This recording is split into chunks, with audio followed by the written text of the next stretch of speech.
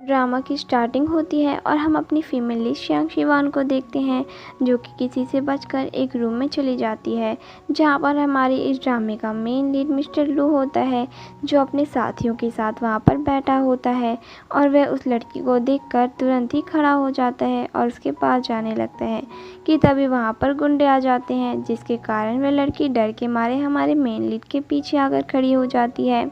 इसके बाद हमारा मेन लीड उस गुंडे से पूछता है कि तुम कहाँ से हो, जहाँ पर वो बताते हैं कि ये हमारा ही एरिया है। और फिर वो गुंडे हमारे मेन लीड से पूछते हैं कि तुम कहाँ से हो, जहाँ पर हमारा मेन लीड बताता है कि मैं ऑर्किड गार्डन से हूँ। इसके बारे में तो तुमने सुना ही होगा। ये नाम सुनते ही वे दोनों गुंडे डर जाते हैं और उससे माफ़ी मांग कर वहाँ से चले जाते हैं, जिसके बाद में वह लड़की भी वहाँ से जाने की सोचती है, पर वह डरी होती है कि वह गुंडे फिर से उसके पीछे ना पड़ जाए, जिसको देखकर हमारा मेन लीड भी समझ जाता है कि वो लड़की डरी हुई है। इसीलिए वो अपने अंकल को बोलता है कि आप ड्राइव करके इस लड़की को इसके घर में छोड़ दो, जहाँ पर उसके अंकल बताते हैं कि अब जल्द ही सुबह होने वाली है। जहाँ पर हमारा फीमेल लीड कहता है कि रहने दीजिए, मैं ही चला जाऊँगा। जहाँ पर फिर हमारा मेन लीड उसका हाथ पकड़ के उसे अपने साथ ले जाता है और अपनी गाड़ी में बैठाकर उसे घर छोड़ने के लिए चला जाता है। जिसके बाद से यहाँ सीन कट होता है और हम उन दोनों को देखते हैं, जहाँ पर हम अपने मेन लीड को देखते हैं जो उस लड़की के कंधे पर सर रखकर सो रहा होता है। जहाँ पर उस लड़की को वो अंकल बताते हैं कि मैंने पहली बार इसे इतने आराम से सोते हुए देखा है। जिसके कुछ समय बाद ही उसकी नींद खुल जाती है और वह अपने अंकल से पूछता है कि मैं कितनी देर से सो रहा हूँ। जहाँ पर उसके अंकल बताते हैं कि तुम पूरा 2 घंटे से सो रहे हो। जिसके बाद में वह लड़की वहाँ से जाने लगती है। जहाँ पर फिर हमारा मेन लीड कहता है कि तुम्हारे बालों की खुशबू बहुत ही बढ़िया है। और फिर यहाँ पर सीन चेंज होता है और हम इस लड़की को अपने रूम में बैठा हुआ देखते हैं। फिर वहाँ पर उसकी स्टेप सिस्टर और स्टेप मदर आ जाती है और उसके ऊपर गुस्सा करने लगती है और उसके बारे में उल्टा पुल्टा कहने लगती है। कि तभी वहाँ पर उसके फादर आते हैं और उसे कहते हैं कि आज तुम्हारी शादी है, तुम जल्दी से तैयार हो जाओ। जहाँ पर वो कहती है कि मैं उस आदमी से शादी करके विधवा नहीं होना चाहती हूँ। जहाँ पर उसकी बहन उसके ऊपर गुस्सा करने लगती है और उसे धमकाने लगती है कि अगर मुझे तुम्हारी ज़रूरत नहीं होती तो मैं तुम्हें बताती कि तुम कौन हो, और शायद तुम ये भूल गई हो कि मैंने 10 साल पहले भी अपने दादाजी को मार डाला था। इन दोनों के बीच यही बातें हो रही होती हैं कि तभी उसके फादर को किसी का कॉल आता है, जो बता रहे होते हैं कि दुल्हन को लेने वाला बारात वहाँ पहुँचने वाला है। कि तभी वहाँ पर खड़ी उसकी माँ और उसकी बहन कहने लगती है कि वांग फैमिली बहुत ही अमीर है।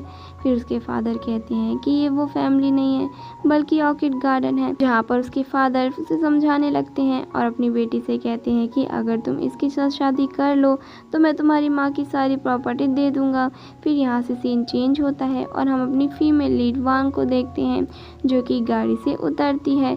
जहाँ पर एक आदमी वहाँ पर उसे इंतज़ार करने के लिए कहता है और वो अंदर चला जाता है। जहाँ पर हम देखते हैं कि सुबह से रात हो जाती है और वह इंतज़ार करते करते सो जाती है। कि तभी वहाँ में हमारा मेन लीड आता है और उसे उठाता है और कहता है कि मुझे दिन में प्रॉब्लम होती है, इसीलिए मैं दिन में बाहर जल्दी नहीं निकलता। और इसके बाद वो उसे घर के अंदर ले जाता है। जहाँ पर फिर हमारी फीमेल लीड वान उससे पूछती है कि आप ऑर्किड गार्डन के ऑनर हैं। जहाँ पर वह इसका क्लियर जवाब नहीं देता। जहाँ पर फिर वो पूछती है क्या आप मरने वाले हैं। जहाँ पर वो कहता है कि मुझे नहीं पता। इसके बाद हमारा मेन लीड उसे अपने कपड़े उतारने के लिए कहता है। जहाँ पर वो उसकी ये बात सुनकर काफ़ी चौंक जाती है। जहाँ पर वो बताता है कि ओल्ड लेडी उसकी सारी बातें सुन रही है। जिसके बाद वह लड़की अपने कपड़े खोलकर उसे दे देती है और वो बाहर जाकर उस ओल्ड लेडी को वो कपड़े दे देता है। इसके बाद वह अंदर आता है और उसे सोने के लिए कहता है। इसके बाद यहाँ पर सीन कट होता है और हमें मॉर्निंग का सीन दिखाया जाता है, जहाँ पर हमारा मेन लीड किताबें पढ़ रहा होता है।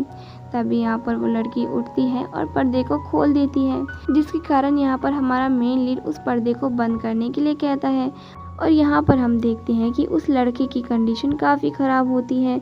उसकी आंखें एकदम लाल होती है। जहाँ पर वो उसे अपने आप से दूर जाने के लिए कहता है। जहाँ पर हमारी फीमेल लीड कहती है तुम चिंता मत करो, मैं तुम्हें अभी ठीक कर दूँगी। इसके बाद वो एक पिन निकालती है और वह उसे एक्यूपंक्चर देती है, जिसके कारण उसे काफ़ी राहत मिलता है और वो शांत हो जाता है। यहाँ पर सीन चेंज होता है और हम अपने मेन लीड मिस्टर लू को एक ऑफिस में देखते हैं, जहाँ पर एक व्यक्ति आता है और उन्हें जिया के पास के बारे में सब कुछ बताता है। फिर यहाँ पर सीन चेंज होता है जहाँ पर मिस्टर लू जिया के ऑफिस में जाते हैं, जहाँ पर जिया शुरू में तो उन्हें देखकर उनके साथ फ्लर्ट करने लगती है। वो उसे इग्नोर मारता है और पास में खड़े एक आदमी जिसका नाम जांग होता है उसे बुलाता है और उन्हें कहता है कि मुझे यहाँ की एक प्रॉपर्टी खरीदनी है, जिसे सुनकर वे दोनों हंसने लगते हैं और उसका मजाक बनाने लगते हैं कि तभी मिस्टर लू ने अपना एक कार्ड निकाल कर देता है और उन्हें कहने लगता है कि मेरे पास समय लिमिटेड है, तो जल्दी जाओ और जल्दी लेकर आओ। उसके बाद वो आदमी वहाँ से चला जाता है। यहाँ पर फिर जिया उसके साथ फ्लर्ट करने लगती है कि तभी वहाँ पर हमारी फीमेल लीड श्यांग शिवान आ जाती है, जहाँ पर उन दोनों के बीच बहस चालू हो जाती है। जहाँ पर जिया कहती है कि तुम्हारी तो शादी हो रखी है ना, तो तुम इस स्मार्ट से लड़के के साथ क्या कर रही हो। यहाँ पर फिर वो कहती है कि शायद तुम अपने पति के रुपए का इस्तेमाल इस आदमी के ऊपर कर रही हो। इसके बाद जिया वान को धमकी देती है कि वो सारी बात मॉम और डैड को बता देगी। ऐसा कहकर वो वहाँ से चली जाती है। इसके बाद सीन चेंज होता है और हम श्यांग शिवान को उसके घर में देखते हैं, उसकी आंटी के साथ केक खाते हुए। और तभी वहाँ पर मिस्टर लू आ जाते हैं, जिन्हें देखकर यहाँ पर वान उन्हें केक ऑफ़र करती है, जहाँ पर आंटी कहती है कि उसे मीठी चीज़ पसंद नहीं। जिसके बाद हम देखते हैं कि मिस्टर लू वान के कहने पर उस केक को चख लेते हैं, जिसे देखकर वह काफ़ी हैरान होती है। इसके बाद हमें दिखाया जाता है कि वान, आंटी और उसके अंकल बाहर खड़े होते हैं, क्योंकि एक डॉक्टर अंदर मिस्टर लू का इलाज कर रहा होता है। जहाँ पर वान उस आंटी से पूछती है कि ये डॉक्टर कौन है, जहाँ पर वह उस डॉक्टर के बारे में बताती है कि ये साल में एक बार आते हैं और ये इस काम में बहुत ही एक्सपर्ट है। और कुछ समय बाद वे डॉक्टर बाहर आते हैं और उन्हें बताते हैं कि मेरी दवाइयों का और मेरे इलाज का इनके ऊपर कोई भी असर नहीं हो रहा है, जिसको सुनकर वान भी काफ़ी ज़्यादा उदास हो जाती है और वो अंदर जाती है, जहाँ पर मिस्टर लू उसे अकेला छोड़ने के लिए कहते हैं, पर वह उनकी एक भी बात नहीं सुनती और उसके बगल में जाकर बैठ जाती है, जहाँ पर वह भी खड़े हो जाते हैं और उसे वहाँ से जाने के लिए कहते हैं। पर हमारी वान भी उनकी बात कहाँ सुनने वाली थी। जिसके बाद यहाँ पर मिस्टर लू से लेटा देते हैं और उसे समझाने लगते हैं, पर वह नहीं समझती, जिसके कारण वो उसे वहीं रहने देते हैं और कहते हैं कि बस तुम मुझसे दूर रहना। पर जब वो सो रहा होता है तभी वान भी उसके करीब जाती है, जिसके कारण उसे बहुत ही गुस्सा आने लगता है। फिर इसके बाद सीन कट होता है और हम वान को देखते हैं, जो कि अभी उठी होती है, क्योंकि उसके फ़ोन में किसी का कॉल आया होता है। और जब वो उस कॉल को उठाती है तो उसे पता चलता है कि ये तो उसके डैड का कॉल है, क्योंकि उसे मिस्टर वांग के बारे में बताते हैं और कहते हैं कि आज रात तुम्हें मिस्टर वांग के साथ ही रहना होगा, क्योंकि ये हमारे बिजनेस के लिए बहुत ही ज़रूरी है। जहाँ पर हमारी वान इस काम के लिए मना कर देती है और उसके डैड उसे धमकी देते हैं कि अगर तुमने ये काम नहीं किया तो मैं तुम्हें तुम्हारी माँ के सामान को वापस नहीं करूँगा, जिसके कारण मैं ना चाहते हुए भी वो मान जाती है। और इसके बाद वो मिस्टर लू का हाथ पकड़कर सो जाती है, जहाँ पर हम देखते हैं कि मिस्टर लू अभी जगा होता है। इसके बाद यहाँ पर सीन कट होता है और हमें दिखाया जाता है कि मिस्टर लू अभी बैठे होते हैं कि तभी वहाँ पर उसके अंकल आ जाते हैं, जो कहते हैं कि तुम्हें पता है कि वान के एक्सपेंचर के कारण आज उस आंटी को बड़ी अच्छी नींद आई। जहाँ पर फिर मिस्टर फू मिस्टर लू से पूछते हैं कि उनके गालों में ये निशान क्या है, जहाँ पर वह कहता है मुझे नहीं पता। इसके बाद उसके अंकल वहाँ से चले जाते हैं और जब वह उस निशान को देखता है तो उसे पता चलता है कि ये तो वान का लव बाइट है।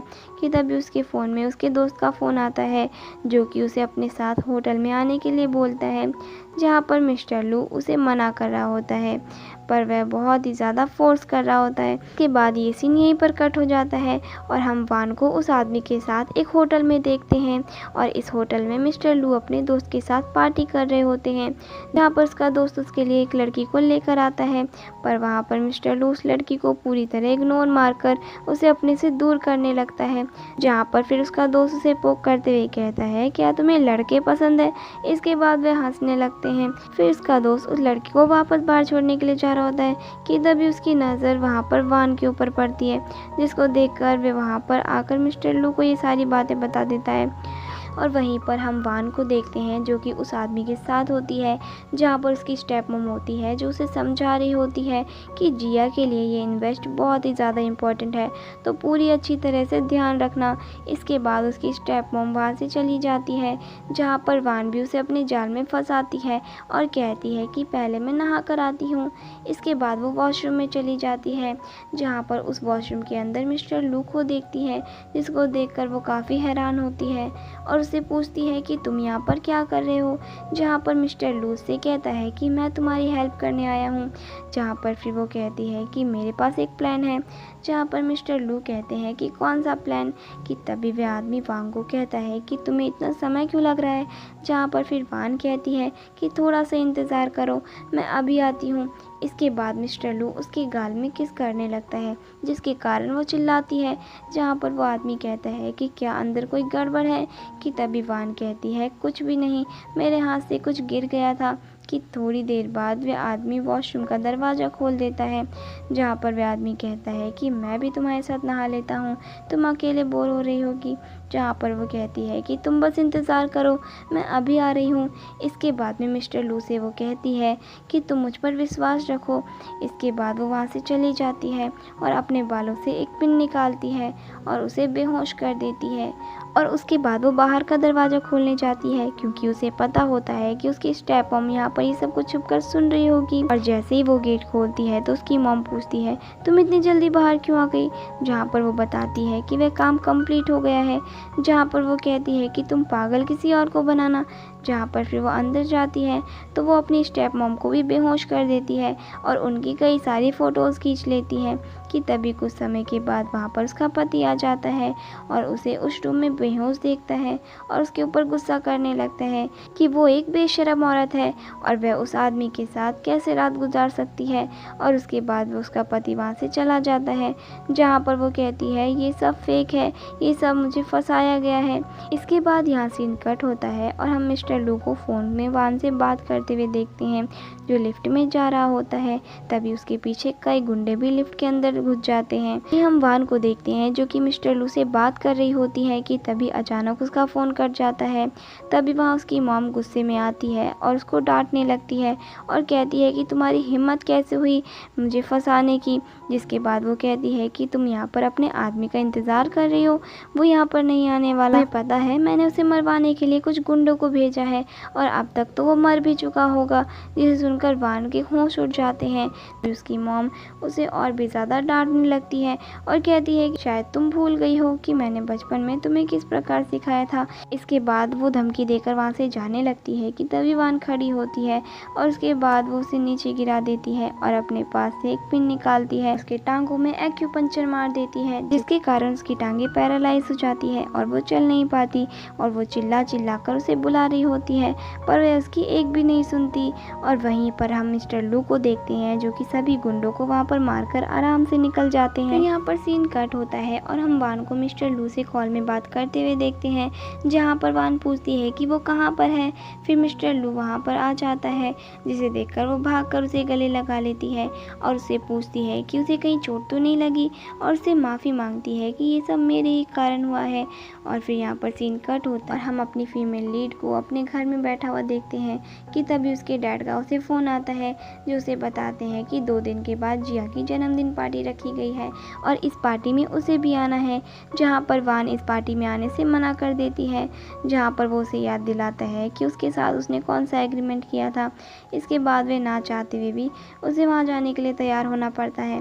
इसके बाद यहाँ पर सीन कट हो जाता है और हम मिस्टर लू को देखते हैं जो कि कहीं बाहर खड़े होते हैं। तभी वहाँ पर जिया आ जाती है और उसके साथ दोबारा फ्लर्ट करना चालू कर देती है, जहाँ पर मिस्टर लू भी एकदम सिग्मा मैन की तरह उसको कोई रिप्लाई नहीं देते। जहाँ पर फिर वे कहती है कि आज मेरा जन्मदिन है पर मेरे पास मेरे लिए एकदम परफेक्ट पार्टनर नहीं है, क्या तुम मेरे साथ चलोगे, मैं तुम्हें इसके लिए पूरे $500,000 दूंगी।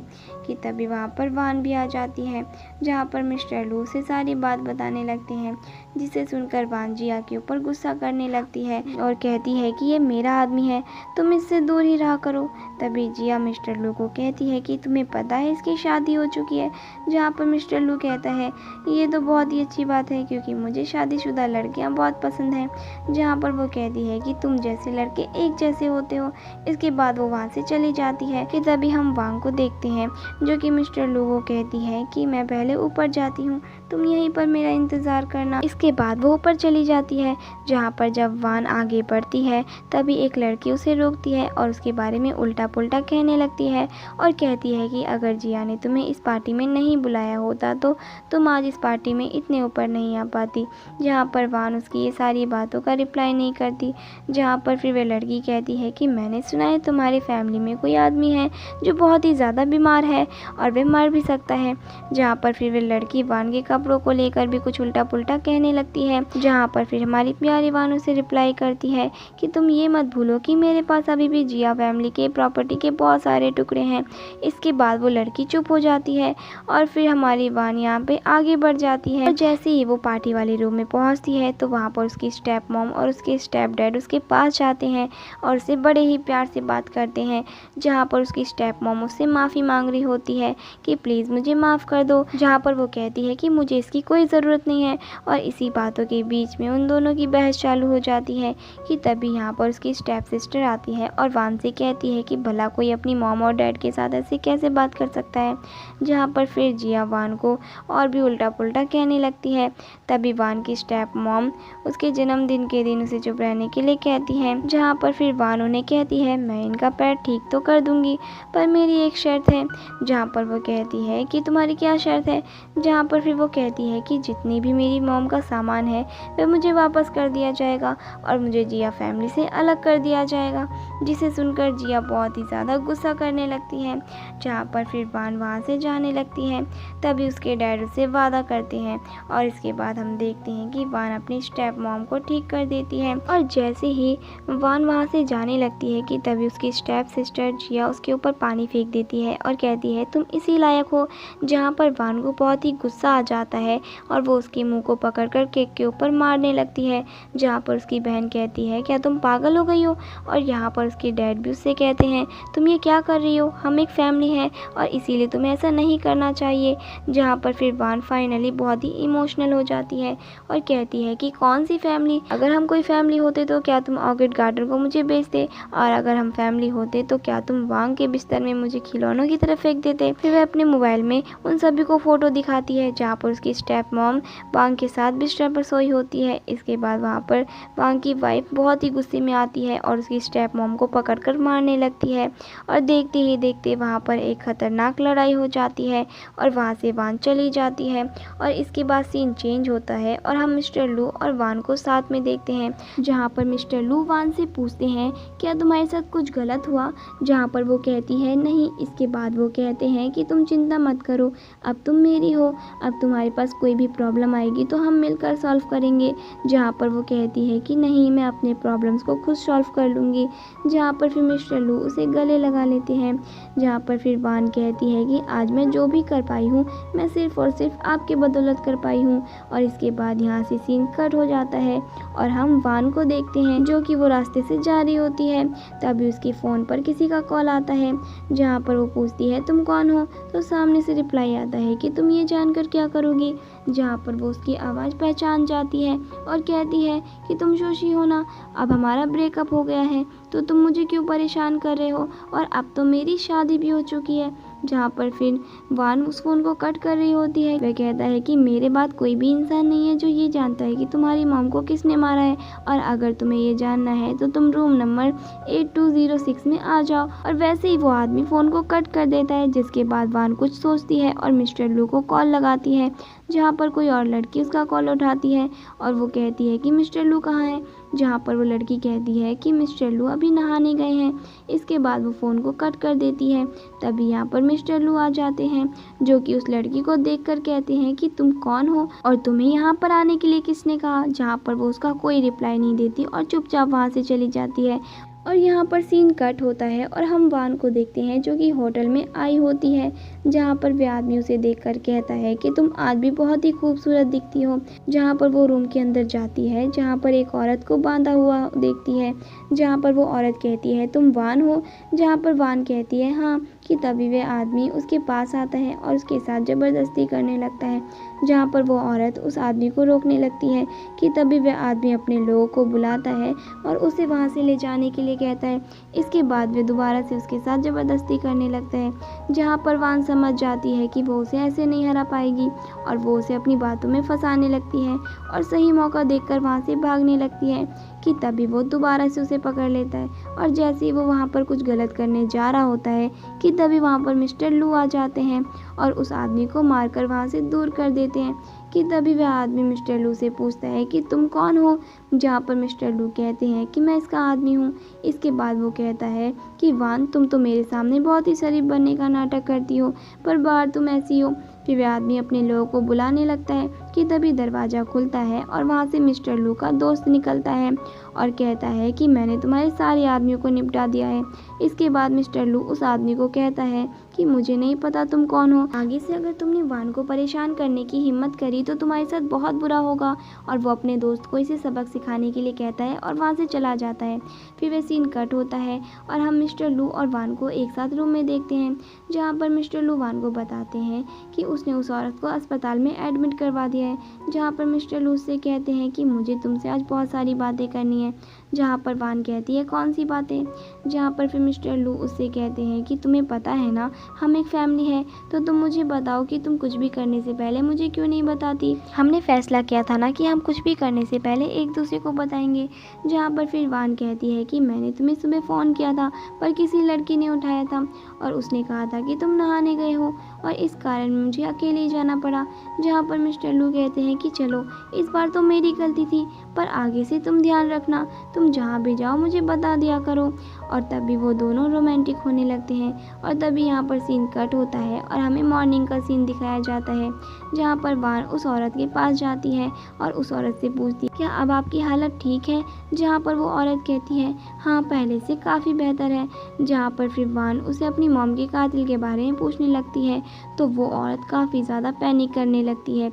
जहाँ पर कैसे भी करके वो उसे शांत करवाती है कि तभी यहाँ पर सीन कट होता है और हम वान को एक लेडी डॉक्टर से बात करते हुए देखते हैं, जो कहती है इनकी हालत अभी ठीक नहीं है और जितना हो सके अभी आप इसे आराम दें।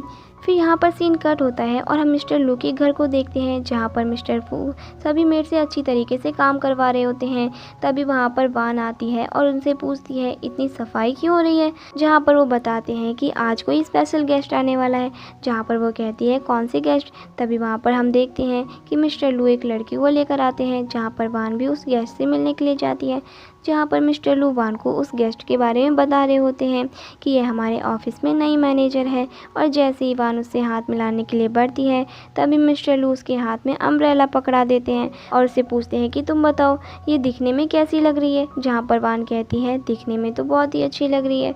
जिसमें मिस्टर लू उससे कहते हैं कि तुम जाकर अम्ब्रेला को अच्छे से रख दो। जिसके बाद मिस्टर लू उससे कहते हैं कि तुम अम्ब्रेला को जाकर अच्छे से रख दो। इसके बाद सीन यहीं पर कट हो जाता है और हम देखते हैं कि वह सभी मिलकर डिनर कर रहे होते हैं कि तभी मिस्टर लू अपनी ग्रैंड मदर से उस लड़की की बहुत ज़्यादा तारीफ कर रहे होते हैं कि ये लड़की एक बार में बहुत सारे बड़े बड़े प्रोजेक्ट को संभालती है। और वहाँ पर मिस्टर लू अपने हाथों से उसे खाना सर्व करते हैं और मिस्टर लू की ऐसी हरकत देखकर वान को काफ़ी ज़्यादा गुस्सा आता है और वो अपने स्टिक को उस टेबल पर पटक देती है। जहाँ पर उसकी ग्रैंड माँ भी उस लड़की की खूब तारीफ करती है और थोड़ी देर बाद वो कहती है कि मैंने किचन में सूप चढ़ा कर रखा था तो मैं उसे लेकर आती हूँ। ऐसा कहकर वो वहाँ से चली जाती है। तभी वो लड़की मिस्टर लू से पूछती है कि आपके सामने बैठी ये लड़की कौन है। जहाँ पर मिस्टर लू कहते हैं ये मेरी मेड है। ये सुनते ही वान मिस्टर लू के ऊपर चिल्ला देती है। तभी वह लड़की कहती है ये कैसी मेड है, यहाँ पर ग्रैंडमा खाना परोसने के लिए गई है और ये बेशर्म यहीं खड़ी है। उसकी ये बातें सुनने के बाद वान किचन में चली जाती है और जब वहाँ से वो सूप लेकर आती है तो गलती से सूप उसके हाथ में गिर जाता है। जहाँ पर मिस्टर लू उसके हाथ को देखते हैं और कहते हैं कि ये तो बहुत ही छोटी सी चोट है, तुम तो इसे ठीक कर लोगी। ऐसा कहकर वो वहाँ से चले जाते हैं। वहाँ से सीन कट होता है और हम वान को देखते हैं जो कि अपने रूम में बैठकर दवाई लगा रही होती है कि तभी वहाँ पर वो लड़की आ जाती है और उसे उल्टा पुल्टा कहने लगती है। जहाँ पर वान कुछ समय के लिए एकदम चुप हो जाती है और उसे लगने लगता है कि वो कुछ ज़्यादा ही बोल रही है, तो इसीलिए वो थोड़े समय बाद खड़ी होती है और उस लड़की को मुंह तोड़ जवाब देना चालू कर देती है। और ये सारी बात बाहर खड़ा मिस्टर लू और उसकी ग्रैंड माँ भी सुन रहे होते हैं। जहाँ पर उसकी ग्रैंड माँ उसे अंदर जाने से रोकती है। जहाँ पर वो लड़की मिस्टर लू को लेकर सारी बातें बोल रही होती है, जिसके कारण वान को और भी ज़्यादा गुस्सा आ जाता है और वो उस लड़की को धक्का दे देती है, जिसके बाद वो नीचे गिर जाती है और रोने का नाटक करती है। तभी वहाँ पर मिस्टर लू आ जाता है और उससे पूछता है कि क्या हुआ, जहाँ पर वो बोलती है कि इसने मुझे गिरा दिया और मुझे बहुत ही बड़ी चोट आई है और मैं खड़ी भी नहीं हो सकती। कि तभी वहाँ मिस्टर लू वान को अपनी वाइफ कहकर बुलाता है, जिसको सुनकर वो लड़की वहाँ पर खड़ी हो जाती है, कहती है कि क्या ये तुम्हारी वाइफ है, पर तुमने तो इसे अपना मेड बोला था। जहाँ पर फिर वो लड़की रोने लगती है और कहती है कि तुम सभी ने मेरे साथ बहुत ही ख़राब गेम खेला है, और ऐसा कहकर वो वहाँ से चली जाती है। और इसके बाद हम देखते हैं कि मिस्टर लू अपनी इस गलती के लिए उससे माफ़ी मांग रहा होता है और उससे कह रहा होता है कि ये सब ग्रैंडमा का प्लान था, उन्होंने ही ये सब कुछ करने के लिए कहा था ताकि हमें पता चल सके कि आपके दिल में क्या है। और बाद में मिस्टर लू उसके हाथ को पकड़ता है और उससे पूछता है कि क्या आपका हाथ काफ़ी ज़्यादा जल गया, और धीरे धीरे वो लोग रोमांटिक होने लगते हैं। कि तभी उसकी ग्रैंडमा आवाज़ लगाती है, जिसके कारण वो ना चाहते हुए भी बाहर जाता है। जहाँ पर उसकी ग्रैंडमा उससे पूछती है कि क्या हुआ, जहाँ पर मिस्टर लू बताता है कि वो अभी भी बहुत ज़्यादा गुस्से में है और ये सब सिर्फ आपके कारण हुआ है।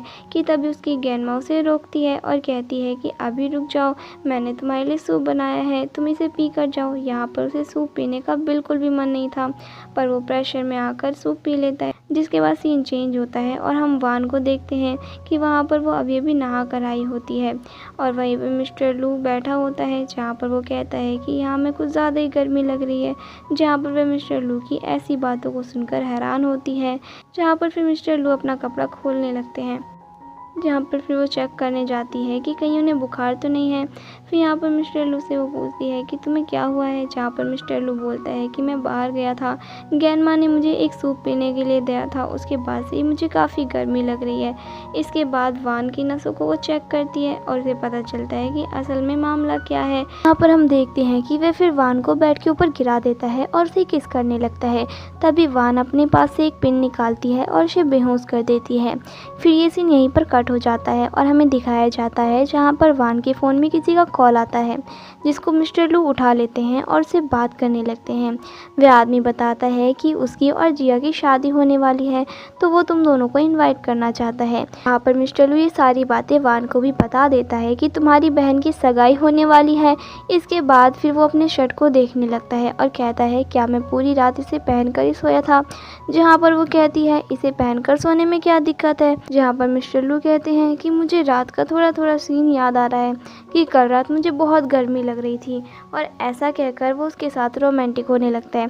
फिर सीन चेंज होता है और हम जिया और उसकी मॉम को देखते हैं, जहाँ पर उसकी मॉम कहती है कि तुम तो बहुत ही ज़्यादा सुंदर लग रही हो, देखना तुम्हें देखते ही शिव तुम्हारे ऊपर पागल हो जाएगा। और उसे कह रही होती है कि इसका उसके साथ शादी होना हमारे जिया परिवार के लिए और बिजनेस के लिए बहुत ही ज़रूरी है, और ये बहुत ही ज़्यादा अमीर है, तो वह हमारे बिजनेस में इन्वेस्ट भी करेगा, और तुम देखना तुम्हारे इस काम से तुम्हारे डैड बहुत ही ज़्यादा खुश होंगे। फिर यहाँ पर सीन चेंज होता है और हम वान को देखते हैं उस सगाई में, जहाँ पर वो फ़ोन पर बात किए जा रही होती है। तभी वहाँ पर मिस्टर शूसी उसे रोक लेता है और उसे कहता है कि मुझे तुमसे बात करनी है। जहाँ पर वो फ़ोन में मिस्टर लू से उसकी बात करवाती है, जिससे बात करके वह दोबारा डरने लगता है और जल्दी बात करके मोबाइल वान को पकड़ा देता है और उससे पूछता है क्या वाकई में तुम अपनी शादी से खुश हो। जहाँ पर फिर वह नाटक करने लगती है और रोते हुए कहने लगती है कि मेरा पति बहुत ही बेकार है, वो मुझे हमेशा मारता रहता है और मेरे साथ ज़बरदस्ती करता है। और ये सारी बातें मोबाइल से मिस्टर लू भी सुन लेता है। कि तभी वहाँ पर जिया भी आ जाती है और वान को मिस्टर शूसी से दूर करती है। जहाँ पर फिर शूसी उससे पूछता है क्या सच में तुम्हारा पति तुम्हारे साथ गलत बिहेव करता है। जहाँ पर वो रोते रोते अचानक से कहती है नहीं, और फिर मिस्टर शूसी को पोक करते हुए कहती है कि तुम पहले अपना चेहरा आईने में देख कर आओ, और ऐसा कहकर वो वहाँ से चली जाती है। इसके बाद सीन चेंज होता है और जिया के डैड सभी को इस शादी में आने के लिए थैंक्स करते हैं। और जैसे ही शूसी उस रिंग को लेकर उसे प्रपोज कर रहा होता है कि तभी वहाँ मौजूद सभी लोगों के फ़ोन में एक वीडियो सेंड होता है, जिसमें वह जिया को किसी लड़के के साथ देखते हैं, जिसको देखकर शूसी को बहुत ही ज़्यादा गुस्सा आता है और वो उससे शादी करने के लिए मना कर देता है और गुस्से में वहाँ से जाने लगता है। तभी वो कहती है कि इन सब में वान का ही हाथ बात होगा, जहाँ पर फिर मिस्टर सुशी कहता है कि पूरा जिया परिवार ही ऐसा है। जहाँ पर वान कहती है कि मैं इस परिवार से अलग हो चुकी हूँ, तो मुझे इसमें मत जोड़ो। कि तभी वहाँ पर वान और जिया के बीच बहस चालू हो जाती है, जहाँ पर जिया वान की मॉम को लेकर एक गलत कमेंट पास कर देती है। इसके बाद वान जिया को मारने लगती है कि तभी मिस्टर सुशी उसे रोक लेते हैं और उसे साइड में ले जाते हैं और उसे पहले प्यार से समझाते हैं कि लड़ाई से कुछ नहीं होगा। और कुछ समय के बाद वे अपने घुटनों पर बैठकर उसे प्रपोज करते हैं और कहते हैं कि जो भी हुआ वो बात बीत गया है, पर अब हम सब एक नई शुरुआत करते हैं। जहाँ पर वह कहती है कि मेरी शादी हो चुकी है, मैं शादीशुदा हूँ। तभी वहाँ पर मिस्टर लू भी आ जाते हैं और सुशी उसे देख लेता है और उसके पास जाता है और उससे पूछता है कि आप कब आए। जहाँ पर मिस्टर लू बताता है कि मैं तो काफ़ी समय पहले ही आया था और वीडियो भी देखा जो काफ़ी बढ़िया था। इसके कुछ देर बाद मिस्टर सुशी वहाँ से चला जाता है। फिर जिया अपनी मॉम डैड को बताती है कि ये वही आदमी है जिसके साथ वान हमेशा घूमती रहती है। जहाँ पर उसके डैड वान को कहते हैं कि ऐसे भी आर्किड गार्डन ज़्यादा दिनों तक नहीं जीने वाला है, तो क्यों ना हम ऐसा करें कि हम एक प्लान बनाएं और उसे मार दें और उसकी सारी प्रॉपर्टी को हम ले लें। जहाँ पर फिर मिस्टर लू वहाँ पर हंसते हुए कहता है कि मैं इस बारे में सोचूंगा। फिर वहाँ पर सीन चेंज होता है और हम मिस्टर लू और वान को घर में आते हुए देखते हैं, जहाँ पर मिस्टर लू वान को दीवार के साइड कर देता है और उसे कहने लगता है कि मैं बहुत बेकार इंसान हूँ, मैं तो तुम्हारे ऊपर अत्याचार करता हूँ और तुम्हारे साथ ज़बरदस्ती भी करता हूँ। और इसके बाद उसे रियलाइज़ होता है कि उस समय सुशी के सामने उसके पति से उसने झूठ कहा था, तो उस समय उसका फ़ोन कटा हुआ नहीं था।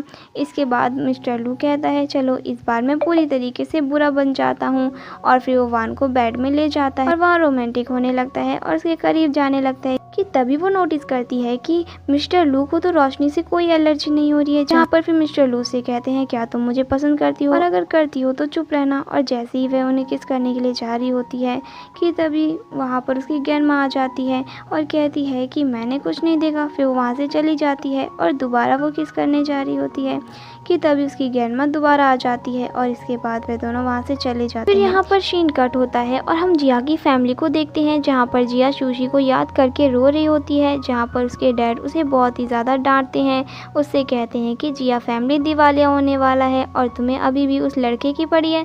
मैंने तुम्हारे लिए विदेश में एक कॉलेज देखा है और जल्द ही तुम वहाँ जाने वाली हो। तभी वहाँ पर उसकी दूसरी बेटी यान यान आ जाती है और कहती है कि मुझे अपने बिजनेस के बारे में बहुत ही अच्छी नॉलेज है और रही फंडिंग की बात तो उसका इंतज़ाम मैं कर लूँगी।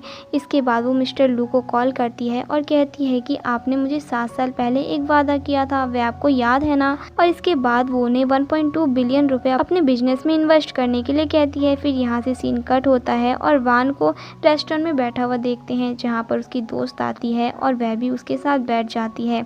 जहाँ पर उसकी दोस्त बताती है कि मैंने सुना है कि मिस्टर लू ने अभी बिजनेस में 1.2 बिलियन रुपए इन्वेस्ट किया है। उसके बीच कुछ ऐसी ही बातें हो रही होती है, तभी वहाँ पर मिस्टर लू आ जाता है, जहाँ पर वान कहती है कि क्या कोइंसिडेंट है, मेरे इस आदमी का नाम भी मिस्टर लू है। और इसके बाद वान भी वहाँ पर उठ के चली जाती है। फिर वहाँ पर सीन कट होता है और हम मिस्टर लू और वान को अपने रूम में बैठा हुआ देखते हैं, जहाँ पर वान मिस्टर लू के ऊपर गुस्सा कर रही होती है कि भला वो 1.2 बिलियन रुपए बाहर क्यों भेज रहा है। जहाँ पर वो इस चीज़ के लिए उससे माफ़ी मांगता है और कहता है कि अगली बार जब भी कुछ काम होगा तो वो उसे बता देगा। कि तभी उसके फ़ोन में अस्पताल से कॉल आता है। इसके बाद वो अस्पताल चली जाती है और वहाँ से जब वो आती है तो मिस्टर लू उससे पूछता है कि आंटी कैसी है, जहाँ पर वो बोलती है कि पहले से काफ़ी बेहतर है। उन्होंने मेरी माँ के बारे में बताया कि मेरी माँ का कोई सामान प्रिवी काउंसिल में है, इसलिए मुझे वो लेने के लिए वहाँ जाना होगा। जहाँ पर मिस्टर लू कहते हैं क्या मैं भी तुम्हारे साथ चलूँ, जहाँ पर वो उसे मना कर देती है। इसके यहाँ पर सीन कट होता है और हम वान को एक लैब में जाते हुए देखते हैं, जहाँ पर उसकी बहन उसे रोकती है और कहती है ये कोई धर्मशाला नहीं है जहाँ तुम जब चाहो तब आ सकती हो। और उन दोनों के बीच बहस चालू हो जाती है। तभी वहाँ पर उस जगह की डायरेक्टर आ जाती है और उसे पूछने लगती है यहाँ क्या हो रहा है। जहाँ पर उसकी बहन उस डायरेक्टर को बताती है कि मेरी बहन बिल्कुल भी केयरफुल नहीं है, वो यहाँ पर कुछ ना कुछ गड़बड़ ज़रूर कर देगी। इसके बाद डायरेक्टर पूछती है कि मैंने सुना है कि तुम्हें यहाँ पर चुपके से अंदर भेजा गया है और मैंने ये भी जाना है कि तुम्हें इस काम को लेकर बिल्कुल भी एक्सपीरियंस नहीं है, और इसीलिए मैं तुम्हें यही सलाह दूंगी कि तुम जल्दी से यहाँ पर जाने के लिए रेडी हो जाओ। यहाँ से वान उसकी इस बात पर ज़्यादा कोई रिप्लाई नहीं देती और वहाँ से अंदर की ओर चली जाती है। तभी वान के फ़ोन पर किसी का कॉल आता है जो उससे पूछता है क्या तुम्हारी मॉम का बॉक्स तुम्हें मिला, जहाँ पर वो बताती है कि मैं उसी बॉक्स को ढूंढने के लिए आई हूँ। जहाँ पर फिर उसके दोस्त उससे कहते हैं कि आज रात क्यों ना हम पार्टी करते हैं, और उसे पार्टी के लिए बुलाती है। फिर ये सीन यहीं पर कट हो जाता है और हमें रात का सीन दिखाया जाता है जहाँ पर वान और उसकी दोस्त पार्टी कर रही होती है कि तभी यहाँ पर यान यान भी आ जाती है, जहाँ पर यान यान और वान के बीच बहस चालू हो जाती है और यहाँ पर वान को बहुत ही ज़्यादा पोप कर रही होती है। तभी थोड़ी देर बाद वहाँ पर मिस्टर लू आ जाते हैं, जहाँ पर यान यान मिस्टर लू को देखती है तो उनके पास चली जाती है और वे वान को मिस्टर लू से मिला रही होती है और उसे पता नहीं होता कि यहाँ पर मिस्टर लू वान के लिए ही आए होते हैं। जहाँ पर फिर वान भी ऐसा दिखाने की कोशिश करती है कि वो मिस्टर लू से पहली बार मिली है और उसके साथ फ्लर्ट करने लगती है और वान मिस्टर लू से कहती है कि क्या आप मुझे अपने साथ ले जाओगे। यहाँ पर यान यान मिस्टर लू से कहती है कि ये मेरी बहन वान है, अभी वो काफ़ी नशे में है इसीलिए वो ऐसी अजीब सी बातें कर रही है। जहाँ पर मिस्टर लू कहते हैं कि हाँ मैं तुम्हें अपने घर ले जाऊँगा और उसे गोद में उठा लेते हैं और वहाँ से अपने घर ले जाते हैं, जिसको देखकर यहाँ पर यान यान तो काफ़ी गुस्से में आ जाती है और इसके बाद सीन यहीं पर कट हो जाता है और हम देखते हैं कि मिस्टर लू वान को अपने घर ले आते हैं, जहाँ पर मिस्टर लू उसे बेड पर लेटा देते हैं और उससे पूछते हैं क्या वो शावर लेना चाहेगी, जहाँ पर वो मना करती है। जहाँ पर मिस्टर लू कहते हैं फिर तुम आराम से सो जाओ, जहाँ पर वो कहती है कि नहीं पहले तुम बताओ कि तुम ठीक हो ना। जहाँ पर फिर मिस्टर लू अपना फ्लैशबैक याद करने लगते हैं कि जहाँ पर वो डॉक्टर ने बताया था कि उनकी कंडीशन अभी काफ़ी ज़्यादा सीरियस है। यहाँ पर फिर मिस्टर लू बातों को घुमाते हुए कहते हैं कि मुझे तो बस डर है कि कहीं मेरे कारण तुम्हें चोट ना पहुँच जाए। जहाँ पर फिर वान इस पर इमोशनल होकर मिस्टर लू से कहती है कि बस मुझे इस बात का डर है कि कहीं तुम मुझे चाहते हो या फिर नहीं। जहाँ पर मिस्टर लू कहते हैं कि ये मेरी कंडीशन ठीक नहीं है, मुझे नहीं लगता कि मैं कब तक रहूँगा। यहाँ पर वान उसका मुंह बंद कर देती है और वह दोनों काफ़ी समय तक चुप रहते हैं और इसी के साथ ये सीन यहीं पर कट हो जाता है और हम वान को कहीं जाते हुए देखते हैं कि तभी एक आदमी उसके पीछे आता है और उसके गले में चाकू रखकर उसे वहाँ से ले जाता है और हम देखते हैं कि इस समय किसी और का नहीं बल्कि सुशी का हाथ था, जहाँ पर वह वान को पकड़ के कैद करा होता है और उसे कहता है कि आज जो मेरी हालत है उसकी जिम्मेदार तुम हो। तुमने उस दिन अगर शादी में दखल अंदाजी नहीं दी होती तो आज ये नौबत नहीं आती और इन सब के कारण मेरे डैड को मेंटल टॉर्चर सहना पड़ता है। और उसके साथ ही उसकी डैड अभी अस्पताल में भर्ती है, जहाँ पर फिर वह अपने साथी को उसके साथ गलत काम करने के लिए कहता है और उसकी वीडियो बनाने लगता है, जहाँ पर वान चिल्लाने लगती है। तभी वहाँ पर मिस्टर लू आ जाते हैं, जिसको देखकर सुशी की भी हालत ख़राब हो जाती है और उसके साथ वाला आदमी कहता है कि मैं इन दोनों को देख लूँगा, तुम पीछे हट जाओ। और जैसे ही मिस्टर लू के ऊपर वो हमला करने वाला होता है कि तभी मिस्टर लू एक मुक्के में उसे बेहोश कर देते हैं और सुशी के पास जाते हैं और उसका टूटा हुआ हाथ स्ट्रेच करने लगते हैं, जहाँ पर फिर वो वान से माफ़ी मांगने लगता है। जहाँ पर फिर मिस्टर लू उसको अपने साथी के हाथ पकड़ा देते हैं और वान के पास जाते हैं, जहाँ पर वान मिस्टर लू को पकड़ के रोने लगती है और कहती है कि ये सब तुम्हारी गलती है, तुम मेरे साथ मदद करने क्यों नहीं आए। जहाँ पर मिस्टर लू से माफ़ी मांगते हैं। थोड़ी देर के बाद वे दोनों काफ़ी रोमांटिक होने लगते हैं, जहाँ पर मिस्टर लू फिर वान को लव बाइट काट देते हैं। इसके बाद वे सीन यहीं पर कट हो जाता है और हम वान को देखते हैं जो अपने गले में लगे लव बाइट को छू रही होती है कि तभी वहाँ पर एक डॉक्टर आते हैं और वो इसे मेडिसिन देते हैं और कहते हैं कि तुम इसका इस्तेमाल करो। और इसके बाद वो वहाँ से जा रहे होते हैं। तभी वान उससे कहती है और उसे धतूरे के फूल के बारे में पूछती है, जहाँ पर डॉक्टर कहता है कि ये बहुत ही जहरीले होते हैं, पर आपको क्यों चाहिए। जहाँ पर इसका वो कोई जवाब नहीं देती और इसके बाद सीन ही कट हो जाता है और हम जिया की फैमिली को देखते हैं, जहाँ पर यान यान चुपचाप होती है। जहाँ पर उसकी मॉम उससे कहती है कि भला तुम इतनी चुपचाप क्यों हो। जहाँ पर वो कहती है कि क्या आप वान के घर कभी गए हैं। जहाँ पर उसके डैड कहते हैं वो बहुत ही अनलकी है, भला वहाँ कौन जाना चाहेगा। जहाँ पर अपने मॉम डैड को वो समझाती है और कहती है कि वान वहाँ पर बहुत आराम से इंजॉय कर रही है और अब उसे नीचे लाने का समय आ गया है और उन्हें वहाँ ले जाने के लिए कहती है। और इसके बाद सीन यहीं कट होता है और हम जिया के मॉम डैड को मिस्टर लू के घर में देखते हैं, जहाँ पर वो काफ़ी समय से उससे मिलने के लिए आए होते हैं और इंतज़ार कर रहे होते हैं और वे मैड पर गुस्सा कर रहे होते हैं और कहते हैं कि अभी तक वो क्यों नहीं आए और तुमने अभी तक हमें कॉफ़ी चाय के लिए क्यों नहीं पूछा। तभी वहाँ थोड़ी देर के बाद मिस्टर फू आ जाते हैं और उन दोनों को लगता है कि यही वान का हस्बैंड है। जहाँ पर मिस्टर फू बहुत ही ज़्यादा नाटक कर रहे होते हैं खुद की तबीयत ख़राब होने का और वह दोनों उनको देखकर कहते हैं शायद इसकी तबीयत काफ़ी ज़्यादा ख़राब है और वह उनसे थोड़ी सी बात करते हैं। जहाँ पर हम देखते हैं कि जिया की मॉम उसकी कुछ पिक्चर क्लिक करके वहाँ से जा रही होती है। हम वान को देखते हैं जो कि उस क्लब सबके बाहर होती है और अपने दोस्तों के साथ एक प्लानिंग बनाती है कि वो किस तरह से यान यान को बेवकूफ़ बनाएंगे। उसके बाद वहाँ पर वो मेकअप करने लगती है और अपने आँखों में कुछ ड्रॉप डाल लेती है। इसके बाद वो अंदर रोते जाती है, जिसे देखकर यान यान को लगता है कि उसके पति ने उसे डिवोर्स दे दिया, इसीलिए वो रो रही है। फिर यहाँ पर यान यान उसके पास आती है और वो वान को तसल्ली देती है। तभी यहाँ पर खड़ी उसकी फ्रेंड वान को उल्टा पुल्टा कहने लगती है कि ये बहुत ही बेकार लड़की है, ये रुपए के लिए कुछ भी कर सकती है। तभी वहाँ पर मिस्टर फू आ जाते हैं और यहाँ पर यान यान मिस्टर फू से कहती है कि देखिए ब्रदर इन लॉ सिस्टर कितना ज़्यादा रो रही है और इसने आज काफ़ी ज़्यादा पी रखी है, आप इसे घर ले जाओ। जहाँ पर फू उसके ऊपर गुस्सा करते हैं और बोलती हैं ये मेरे यंग मास्टर की बीवी है, जिसे सुनकर वहाँ यान यान के होश उड़ जाते हैं। और तभी यहाँ पर मिस्टर लू आ जाते हैं और वहाँ पर यान यान को मिस लू कहकर बुलाते हैं, जिसे सुनकर यान यान समझ जाती है कि मिस्टर लू ही वान के हस्बैंड है। इसके बाद यान यान मिस्टर लू को कह रही होती है कि ये बहुत ही बेकार लड़की है, ये अपने मासूमियत चेहरे से आपको पागल बना रही है। पर यहाँ पर मिस्टर लू उसकी एक बात नहीं सुनते और वान को वहाँ से लेकर चले जाते हैं। कि तभी यान यान कहती है कि आपको आपका वादा याद है ना। जहाँ पर फिर मिस्टर लू रुक जाते हैं और यान यान से कहते हैं चलो आज मैं तुम्हारे उन वादे को कंप्लीट ही कर देता हूँ। इसके बाद यान यान मिस्टर लू से कहती है कि वो वान को डिवोर्स दे दे और उससे शादी कर ले, जिसे सुनकर शुरू में मिस्टर लू उसे इस बात के लिए नहीं मानते। लेकिन तभी मिस्टर लू को डॉक्टर की बात याद आने लगती है कि उसकी कंडीशन काफ़ी ज़्यादा सीरियस है, जिसको याद करके वह यान यान की बात को मान लेते हैं और कहते हैं ठीक है मैं वान को डिवोर्स दे दूंगा। जिसको सुनकर वान तो वहीं खड़ी की खड़ी रह जाती है। इसके बाद सीन चेंज होता है और हम यान यान के घर में देखते हैं, जहाँ उनकी मॉम और डैड आपस में किसी बात को लेकर झगड़ रहे होते हैं। कि तभी वह अपनी मॉम और अपने डैड को शांत करवाती है और उनसे पूछती है यहाँ पर वान की मॉम का मेडिकल क्लासेस रिपोर्ट है बचे हुए हैं। जहाँ पर उसके डैड पूछते हैं कि भला तुम्हें क्यों चाहिए। जहाँ पर वो कहती है कि मैं मिस्टर लू की बीमारी के लिए एक दवाई बनाऊंगी, जिसके बाद वो मुझे काफ़ी ज़्यादा पसंद करने लगेंगे। इसके बाद सीन यहीं पर कट होता है और हम वान को उसके लैब में देखते हैं, जहाँ पर वो किसी प्रकार की दवाई बनाने की ट्राई कर रही होती है और वो उस दवाई को बनाकर खुद ही पी जाती है।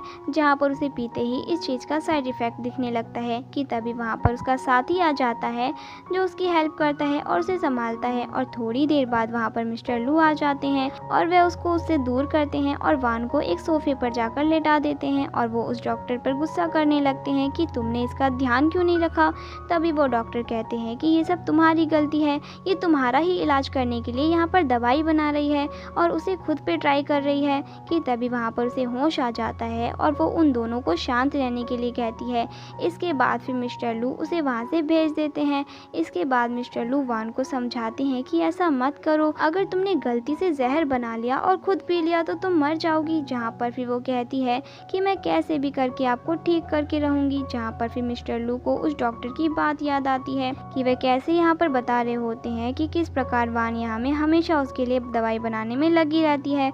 इसके बाद में वो दोनों बाहर चले जाते हैं, जहाँ पर वान काफ़ी रोमांटिक होने लगती है और मिस्टर लू को किस करने वाली होती है। कि तभी अचानक से उनके सामने एक डॉक्टर बेहोश हो जाता है, जिसके बाद वो उसे उठाकर चेयर में बैठा देते हैं। फिर वान अपने पास से एक पिन निकालती है और उसे एक्यूपंक्चर देती है। इसके बाद उसकी कंडीशन थोड़ी ठीक होती है और वह उन दोनों को बताता है कि उसकी दवाई कहाँ रखी है। जहाँ पर फिर मिस्टर लू उसकी दवाई लेने के लिए चले जाते हैं और यहाँ पर वान भी किसी डॉक्टर की तलाश में चली जाती है।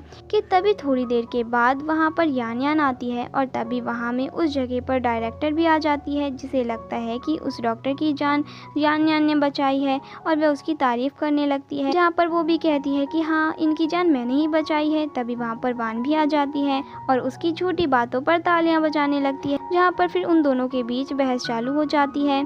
कि तभी वहाँ पर मिस्टर लू आ जाते हैं और उन्हें दवाई देकर वहाँ से वान को ले जा रहे होते हैं। कि तभी उस डॉक्टर को दोबारा से वही पेन चालू हो जाता है, जहाँ पर डायरेक्टर यान यान को दोबारा एक्यूपंक्चर देने के लिए कहती है। जहाँ पर वो थोड़ी डर रही होती है और यहाँ पर वान जानती थी कि यान यान को एक्यूपंक्चर देना नहीं आता और इसीलिए वह यान को रोकने लगती है, पर वो उसकी एक भी नहीं सुनती और जैसे ही वो डॉक्टर को एक्यूपंक्चर देती है तो उसकी कंडीशन और भी ख़राब हो जाती है। जिसके बाद यान यान यहाँ से भाग जाती है और फिर यहाँ पर वान उस डॉक्टर को एक्यूपंक्चर देती है, जिसके बाद वे ठीक हो जाते हैं और वो वान को देखकर पहचान जाते हैं और वह डॉक्टर वान को उसके पूरे नाम से बुलाते हैं। जहाँ वान कहती है कि आपको मेरा नाम कैसे पता। जहाँ पर वो कहते हैं कि मैं तुम्हारी मॉम का भी नाम जानता आता हूँ। इसके बाद यहाँ पर सीन कट होता है और हम वान और मिस्टर लू को एक कार में बैठा हुआ देखते हैं, जहाँ पर वान मिस्टर लू को बताती है कि उसकी मॉम की एक बुक है जो कि अभी भी किसी फैमिली के पास है, वह उसे कैसे भी करके चाहिए, पर वहाँ पर वो अकेले नहीं जाना चाहती। जहाँ पर मिस्टर लू कहते हैं कोई बात नहीं, मैं तुम्हारे साथ चलूँगा। इसके बाद सीन यहीं पर कट होता है और हम मिस्टर लू और वान को जिया फैमिली के घर में देखते हैं, जहाँ पर वान के डैड नशे में कुर्सी के ऊपर सोए होते हैं और वह उन्हें उठाकर उसकी मॉम के सारे सामान को मांग रही होती है, पर उसके डैड उससे कुछ भी नहीं कह रहे होते। जिसके बाद यहाँ पर मिस्टर लू को गुस्सा आ जाता है और वो अपने आदमी से उसे पकड़ने के लिए कहते हैं और उसे टॉर्चर करने लगते हैं। इसके बाद यहाँ पर सीन कट होता है और हम वान को देखते हैं जो उसी डॉक्टर के पास आई होती है, जहाँ पर वो कहते हैं कि आपने मुझे कैसे याद किया। जहाँ पर डॉक्टर उसे उसकी माँ का सामान देते हैं और कहते हैं कि ये तुम्हारी माँ का आखिरी सामान है जिसे मैंने अभी तक संभाल कर रखा है। उस सामान को देखकर वो काफ़ी ज़्यादा खुश होती है